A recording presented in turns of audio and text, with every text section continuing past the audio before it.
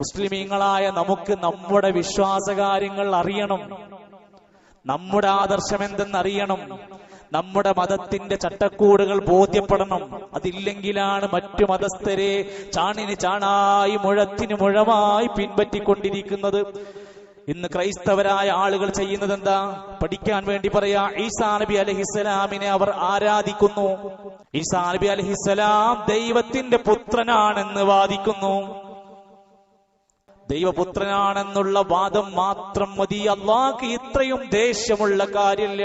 അള്ളാന്റെ പേരിൽ ആ വാദം നിങ്ങൾ ഉന്നയിക്കരുത്. പ്രിയപ്പെട്ട മുസ്ലിമീങ്ങളെ, നമ്മൾ മനസ്സിലാക്കാൻ വേണ്ടിയാണ്. ഇതൊരിക്കലും മതവിദ്വേഷമല്ല, മതസൗഹാർദ്ദത്തിനെതിരുമല്ല, മറിച്ച് മതം ഒന്ന് പഠിക്കേണ്ടതുണ്ട്. ഈസാ നബി അലൈഹിസ്സലാത്തു വസ്സലാമിനെ ദൈവമായി, ദൈവപുത്രനായി സ്വീകരിച്ചുകൊണ്ട് നടക്കുന്ന ആഘോഷമാണല്ലോ ഇപ്പൊ നടന്നുകൊണ്ടിരിക്കുന്നത്.